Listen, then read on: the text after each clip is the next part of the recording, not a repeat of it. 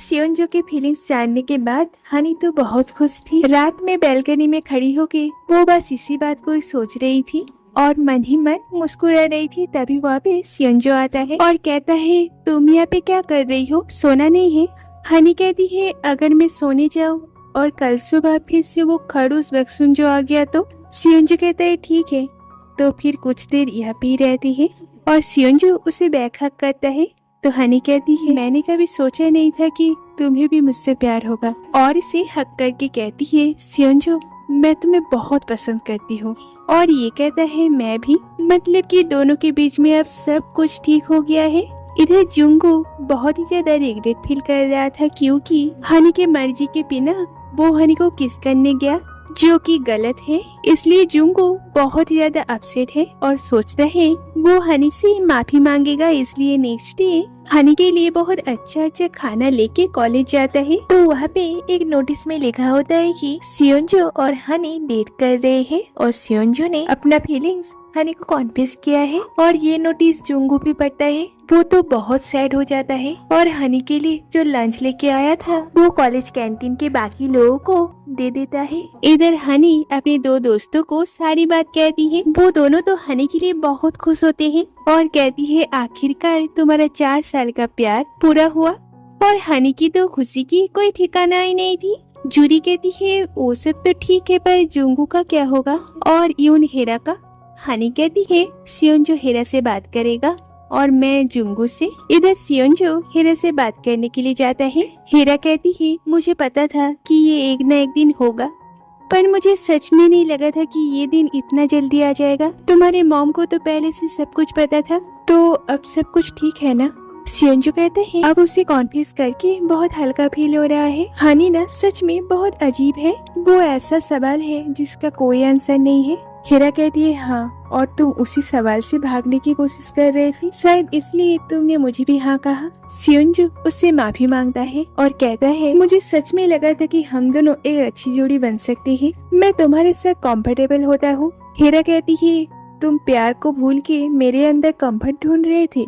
मैं ये तो नहीं कहूँगी कि मुझे बुरा नहीं लग रहा है, पर ठीक है, मैं तुम्हारी माफी एक्सेप्ट कर लेती हूँ। सियोंजो फिर से उससे माफी मांगता है और कहता है, हेरा तुम सच में बहुत अच्छी हो।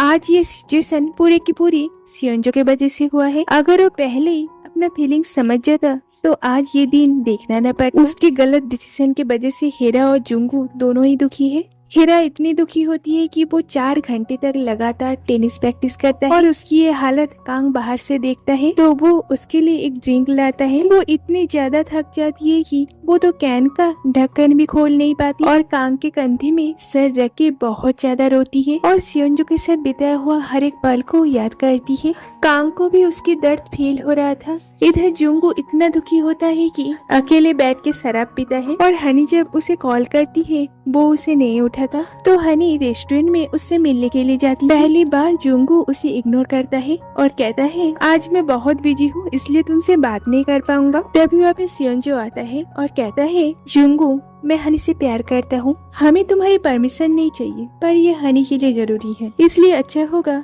कि तुम उसे भूल जाओ। ये सुन के जुंगू गुस्सा हो जाता है और कहता है, मैं उसे 4 साल से प्यार करता हूँ और तुम कह रहे हो कि मैं उसे भूल जाऊँ? तुमने हमेशा उसे दुख पहुँचाया है और हनी तुम्हारी पसंद सच में बहुत बुरा है। हनी उससे माफी मांगती है और कहती है, जुंगू मैं बहुत शर्मिंदा हूँ, प्लीज हमें माफ कर दो। जुंगू कहते हैं, मुझे पता है, मैंने कॉलेज में वो नोटिस देख लिया है।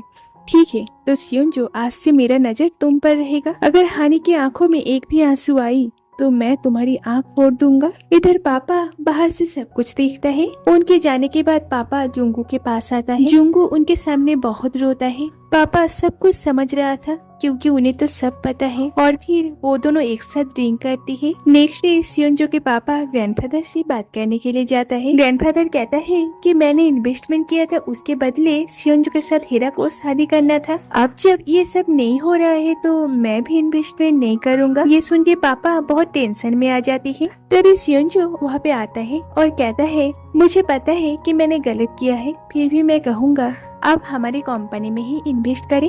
इस गेम के लिए हर एक एम्प्लॉय बहुत मेहनत कर रहा है, इसलिए रिजल्ट भी बहुत अच्छा आया है। मेरी गलती की सजा बाकियों को मत दीजिए, इस गेम को लॉन्च होने दीजिए। एल्डर ग्रैंडफादर भी इन्वेस्ट करने के लिए मान जाता है, तो ये सब से पापा बहुत खुश होते हैं और घर आके कहता है, सियोंजो मेरे वजह से तुम्हें बहुत परेशानी हुई, इसलिए मैं चाहता हूँ कि तुम मेडिकल लेके पढ़ाई करो। अब मैं बिल्कुल ठीक हूँ, इसलिए मैं कंपनी को आगे संभालूंगा। योंजो कहते हैं, और पापा के बाद मैं, तो इससे घर में सभी बहुत खुश होते हैं। तो कुछ दिन बाद गेम लॉन्च होता है और ये गेम बहुत ज्यादा सक्सेसफुल होता है, इसलिए हर जगह सियोंजो की ही बातें होने लगती है। तो हेरा से लेके जुंगू सभी इस चीज के लिए बहुत खुश होते हैं। कुछ दिन बाद हनी के लिए कॉलेज से एक लेटर आता है जो कि उसकी एक एग्जाम की मार्कशीट थी। तो उसमें हनी के मार्क्स बहुत कम थी, जो देख के हनी बहुत अपसेट हो जाती है। सियोंजो उससे मिलने के लिए जाता है और उसकी मार्कशीट देखता है। हनी कहती है, मैं सोच रही हूँ पढ़ाई छोड़ दूं,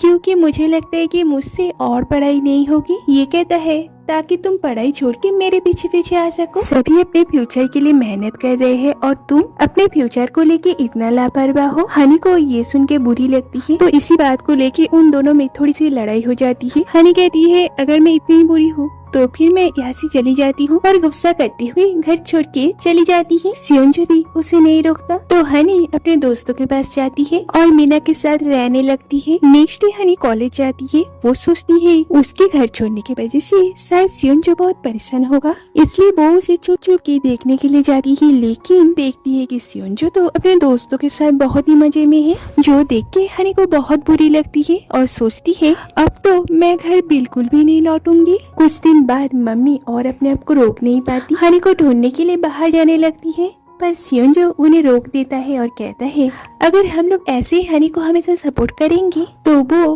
कभी अपने लिए कुछ नहीं सोचेगी। मुझे भी उसके लिए टेंशन हो रहा है, लेकिन पर अब वक्त आ गया है कि उसे भी सोचना होगा उसे फ्यूचर में क्या बनना है। तो मम्मी को भी ये बात सही लगती है और वो हनी को ढूंढने के लिए नहीं जाती। इधर मीना के घर में उसके पेरेंट्स आ जाने के वजह से हनी को वहाँ से जाना पड़ता है, और अब हनी को भी लगती है कि शायद वो बहुत ही बचपना कर रही है। सच में उसने अपने फ्यूचर के लिए कुछ भी नहीं सोची। तो उसके बाद वो एक रेस्टोरेंट में पार्ट टाइम जॉब करने लगती है। ऐसे ही कई दिन बीत जाते हैं। एक दिन कॉलेज में मीना और जूरी कहती, हनी ने कही कि वो एक रेस्टोरेंट में पार्ट टाइम जॉब करती है, पर वो नहीं चाहती कि ये बात सियोंजो को पता चले। पर सियोंजो को वो बात पता चल जाता है, क्योंकि वो वहीं पे ही खड़ा था। उसके बाद सियोंजो हनी के रेस्टोरेंट में जाता है और एक सूप ऑर्डर करता है। हनी उसे उसका खाना देती है, पर उसे पता नहीं थी कि यही सियोंजो है, क्योंकि ये अपना फेस न्यूज़पेपर से कवर करके रखा था। सियोंजो एक चम्मच खा के कहता है, इस सूप में तो बिल्कुल भी स्वाद नहीं है। हनी कहती है, सर मैं फिर से बना देती हूँ, लेकिन वहाँ पे सियोंजो को देख के वो तो बहुत ज्यादा शॉक हो जाती है। फिर एक जगह में आके दोनों बात करती है। सियोंजो कहता है, तुमने अपने फ्यूचर को लेके कुछ सोचा? हनी कहती है, मैं बस इतना चाहती हूँ कि मैं तुम्हारे कामों में तुम्हें मदद करूँ, तो अगर तुम डॉक्टर बनोगे मैं नर्स बनना चाहती हूँ। जो सुन के सियोंजो कहता है, बहुत अच्छा सोचा, मैं बहुत खुश हूँ, और फिर उसे हक करता है। फिर हनी घर चली आती है। रात में मम्मी कहती है, क्या नेक्स्ट संडे किसी को कोई काम है?